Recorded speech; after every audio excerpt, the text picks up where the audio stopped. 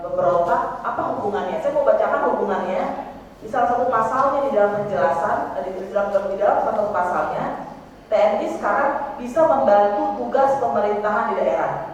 Di dalam penjelasannya dikatakan, yang dimaksud dengan membantu tugas pemerintahan di daerah adalah membantu pelaksanaan fungsi pemerintah dalam situasi dan kondisi yang memerlukan sarana, alat, dan kemampuan TNI untuk menyelesaikan permasalahan yang sedang dihadapi, antara lain membantu mengatasi akibat bencana alam, merehabilitasi infrastruktur, serta mengatasi masalah akibat pemogokan dan konflik komunal.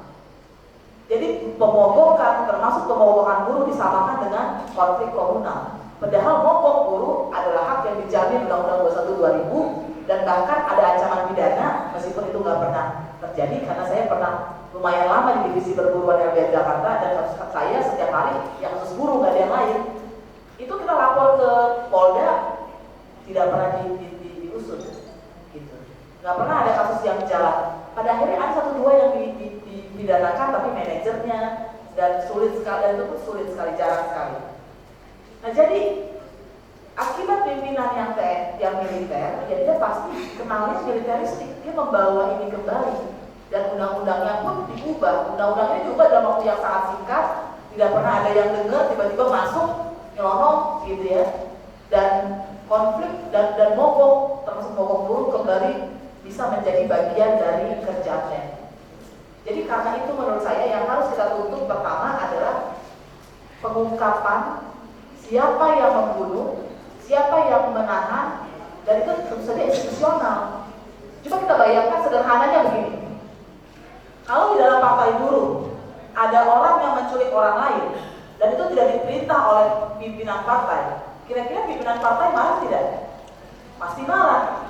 Kalau begitu dia tahu, dia akan kejar, karena jangan sampai ini akan kena ke pimpinan, ke partai buruh, ke organisasi. Tapi selama 20 tahun setelah Marsina ditahan secara senang-senang dan disiksa dan dibunuh, tidak pernah ada satupun orang dari institusi TNI yang tersangkut di dalam berkas dokumen perkara itu yang meminta ada pengungkapannya. Dan juga tidak pernah ada jaksa agung satupun yang memerintahkan dan kepolisian, Kapolri yang memerintahkan penyidikannya. Artinya apa? Ya mereka ini ada dalam satu kesatuan untuk setidaknya menutupi tindakan kejahatan ini. Dan saya sangat sepakat sekali dengan Dika tadi bahwa ini harus diangkat menjadi kejahatan kemanusiaan, pelanggaran HAM yang berat, bukan hanya karena dia kadaluarsa, tapi di dalam unsurnya ada namanya sistematis atau meluas. Sistematis itu dengan kebijakan negara, meskipun tidak harus tertulis, ya nggak mungkin lah membunuh orang pakai tertulis gitu kan. Tapi ada perencanaan, ada artinya ditutup-tutupi, itu sudah perencanaan, itu sudah sistematis. Dan atau meluas, dan meluas akhirnya Munir pun dibunuh. Dan banyak lagi kalau kita detilkan sekarang, mungkin nggak habis ini sampai jam 3 nanti untuk mendetilkan, mengurut siapa saja yang sudah pernah disiksa atau dibunuh oleh negara ini.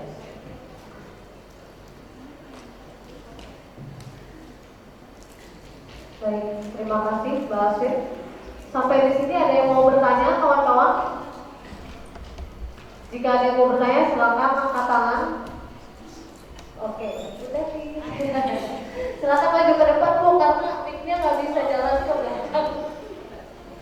Mic-nya nggak welcome. Silakan Bu. Baik, terima kasih. Assalamualaikum warahmatullahi wabarakatuh. Topik ini sangat menarik. Dimana sebagian ini apa? Kita perempuan semuanya ada emosi. Ya. Tapi saya mau bertanya kepada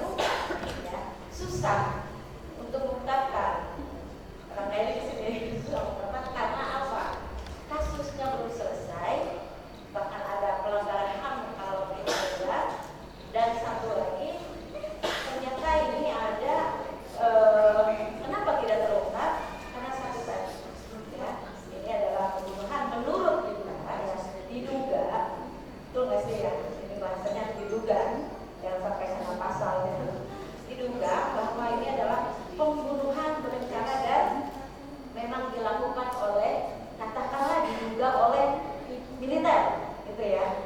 Jadi secara tegas, mungkin nggak sih Marsina ini menjadi pahlawan nasional, walaupun kemarin statement itu sudah disampaikan oleh Pak Prabowo Subianto dalam bicara May Day.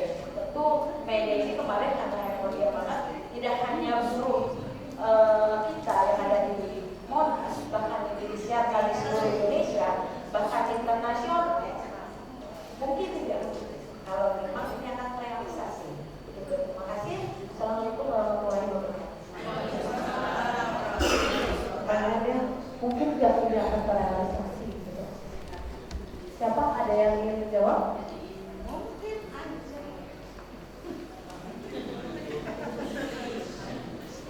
Terima kasih Bu Teti untuk pertanyaannya, dan sepertinya itu memang konteks yang kita hadapi sekarang gitu ya. Dan saya terima kasih banget untuk pertanyaannya karena kemudian kita juga berbicara dalam konteks hari ini gitu, dan itu yang penting tentang apakah Marsinah mungkin untuk apakah mungkin Marsinah itu kemudian dinobatkan menjadi pahlawan nasional oleh Presiden Prabowo Subianto. Saya pikir mungkin. So, kenapa? Satu, itu adalah tuntutan buruh, gitu. Dan sekarang pemerintahan itu sedang ingin membangun citra bagaimana apalagi Presiden Prabowo ya, yang saat ini sedang gencar untuk menggalang investasi dari berbagai negara dan lembaga keuangan internasional. Makanya semenjak dari dilantik kan dia banyak jalan-jalan ke luar negerinya kan sebenarnya. Gitu, dan itu adalah salah satu upaya untuk mengamankan investasi atau juga mencari pinjaman hutang gitu. Jadi dia perlu mencitrakan sebuah situasi politik yang stabil di Indonesia gitu, dan sebagai presiden dia perlu mencitrakan diri untuk bisa menghandle situasi, terutama juga dari gerakan-gerakan yang sering menuntut kesejahteraan ini, yaitu adalah gerakan buruh. Makanya ketika itu adalah tuntutan dari buruh itu sendiri, itu saya pikir sangat mungkin gitu untuk kemudian Presiden Prabowo menyangkut hal itu. Yang kedua adalah dia punya kuasa gitu ya, dan dalam kepentingan untuk membangun citra itu mendapatkan perhatian dari buruh, dia akan bisa melakukannya gitu. Jadi kalau pertanyaannya mungkin adalah mungkin gitu. Nah, sehingga kemudian setelah pertanyaan itu juga menurut saya penting kemudian dikembalikan ke kita sebagai gerakan buruh yang terus ingin mengenang perjuangannya Marsinah gitu.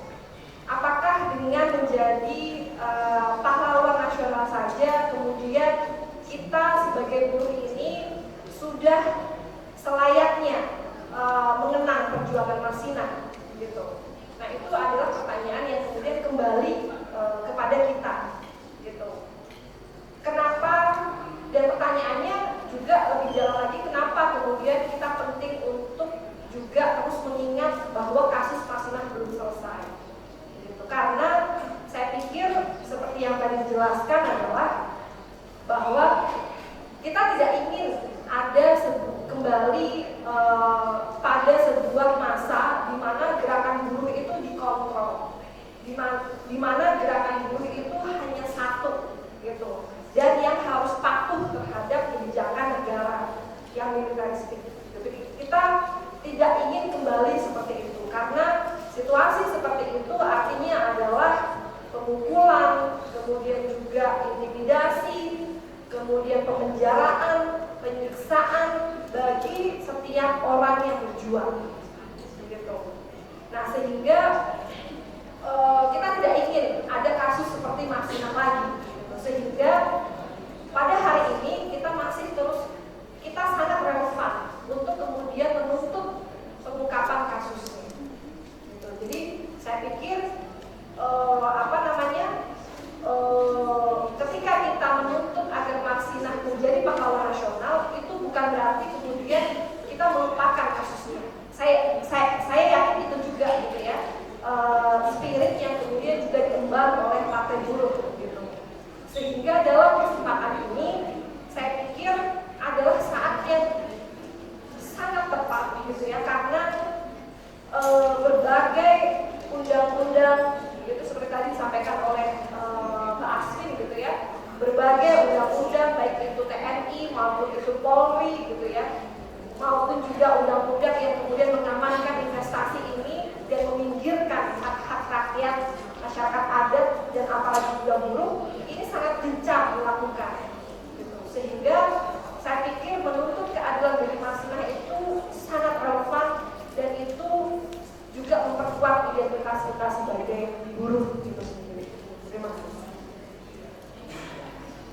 Oke, ada yang mau menambahkan? Berhasil? Baik, cukup. Ada pertanyaan lagi kawan-kawan?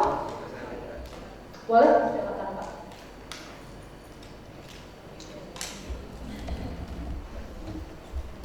Assalamualaikum warahmatullahi wabarakatuh. Terima kasih untuk waktu berikan. Saya bukan perempuan, tapi saya ada ketertarikan dengan dunia itu karena saya pada saat ini karena saya selalu tanya seberapa besar sih persentase keterlibatan buruh perempuan dalam setiap kegiatan. Ya, bukan hanya kegiatan murni perempuan ya, tapi dalam setiap kegiatan selalu perempuan masih minoritas. Kita mengapresiasi ya Pak Prabowo memperhatikan untuk Pak Bumasina ini menjadi pahlawan nasional. Tapi saya tidak melihat tuh perempuan DPR perempuan aktivis perempuan mana yang bersuara gitu loh. Pak Prabowo mungkin atas desakan Presiden Partai Buruh, Iqbal dan teman-teman itu mungkin bisa saja beliau memperhatikan gitu ya. Tapi keberadaan para elit perempuan ini nggak ada suaranya gitu.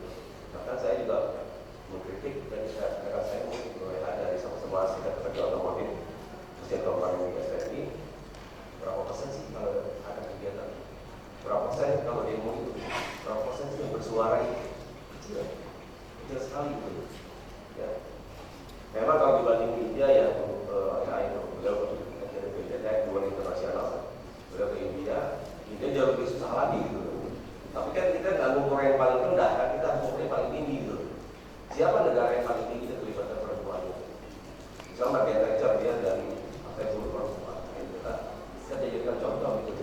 Kita bersuara kita kecil. Suara kita ini di seperti kecil gitu, nggak kedengeran gitu. Karena apa menterinya nggak peduli, yang perempuan, DPR eksekutif, DPR legislatif juga nggak peduli, tokoh-tokoh perempuan juga nggak peduli. Itu sih yang saya sarankan, mari kita libatkan mereka gitu. Kalau kita perlu bikin hari perempuan Indonesia atau dunia lah untuk menyatakan bahwa perempuan itu layak dihormati. Ya, itu saja sih harapan saya supaya mungkin dari Ibu bisa ikut menyuarakan karena beliau adalah aktivitas guru di Bapak Nasional. Terima kasih, sekian dari saya. Assalamualaikum warahmatullahi wabarakatuh.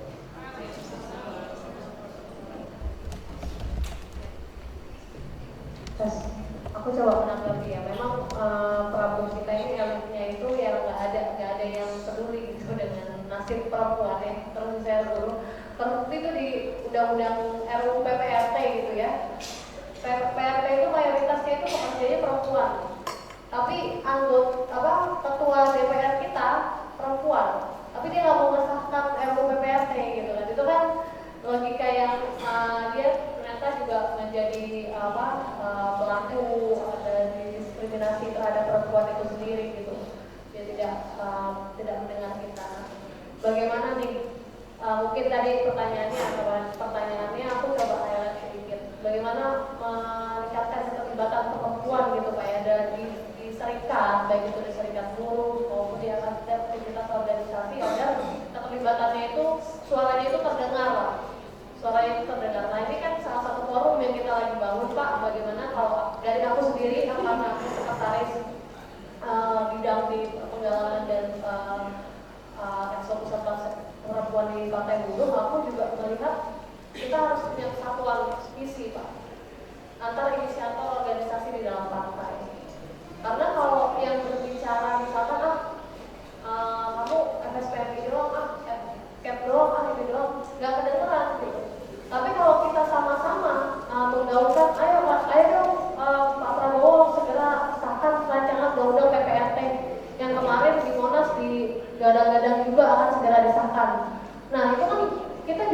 bisa menyuarakan itu lebih lantang gitu, karena apa? Karena ya itu tadi, kita perlu menyatukan suara, termasuk hari ini acara ini kita membangun acara ini itu untuk menumbuhkan perspektif kawan-kawan perempuan yang ada di Inisiator Makar, khususnya bagaimana melihat kasus Masina. Bagaimana kita tidak hanya kita menuntut kasus Masina gitu, karena perjuangan Masina itu sangat panjang gitu, dan teman-teman di depan ini adalah pelaku sejarah mungkin yang dulu dari 2014 melakukan kampanye terus-terusan terhadap tuntas kasus Masina. Berarti kita harus ada satu penyatuan dari perempuan itu sendiri, sehingga kita bisa menjadi perempuan yang kritis gitu, baik itu terhadap sesama kita, baik itu sesama buruh perempuan dan peka terhadap lingkungan sekitar, agar kita nggak jadi elit-elit yang kayak sekarang gitu kan, gitu ya kawan-kawan. Makanya mungkin ada yang mau nanggapin. Oke, Mbak Aswin. Saya singkat, terima kasih Pak. Ini mengingatkan saya bahwa jangan sampai yang namanya perempuan atau pekerja itu jadi simbol, gitu kan? Karena kalau nanti kita cuma jadi simbol, anak muda itu simbolnya cuma jadi simbol, bukan substansi, maka jadinya Gibran. Perempuan cuma simbol, bukan substansi, jadinya Puan. Tadi yang nggak mengesahkan undang-undang PRT, dan sebelumnya juga tidak mau mengesahkan undang-undang PPKN. Nah, tapi saya mau meng-highlight dua. Jadi kenapa para elit tidak begitu? Karena mereka tidak punya kesadaran kelas, yaitu kesadaran sebagai kelas pekerja. Mungkin mereka akan ngurusin soal perempuan berapa banyak yang bisa jadi direktur, karena dia kelas sosial itu. Tapi dia tidak mikirin soal Masina, karena mungkin itu jauh dari kehidupan dia dan pengalaman dia. Karena itulah perlu ada perempuan pekerja yang di DPR supaya kesadaran kelasnya nyampe. Dan yang kedua, bisa juga, jadi kalau pekerja tidak punya kesadaran kelas, mungkin nggak? Ya mungkin. Siapa itu? Saya pernah ketemu dia guru di Bundaran HI, saya naik bis. Sekarang saya udah jadi angker di anak kereta, nggak naik bis lagi. Tapi saya selalu naik transportasi, dan ketika naik bis ada macet karena orang marah-marah, oh kita macet nih gini. Dan saya berdiri, saya lihat ada apa sih? Oh ada demo guru. Terus di bis itu ngomel-ngomel, dan yang di bis itu kan kelas pekerja juga. Nggak mungkin dong direktur utama dempet-dempetan sama saya di bis kota, gitu kan? Dan saya kemudian ngebatin, oh iya ini pekerja yang tidak punya kesadaran sebagai kelas pekerja. Ada juga perempuan yang dia perempuan secara jenis kelamin atau gender pilihannya, tapi tidak punya kesadaran sebagai perempuan, itu mungkin saja. Jadi itu bukan gara-gara ini perempuan tuh nggak satu, aku bukan pekerja, bukan. Saya pikir itu karena kita sudah dimatikan kesadarannya sejak lama oleh Orde Baru, dan itu diturunkan nanti kepada nenek, kepada ibu, kepada kita ya. Dan mungkin saatnya kita untuk menghentikan pembodohan itu di kita, jangan turun lagi ke bawah. Menarik ya apa yang disampaikan Mbak Aswin.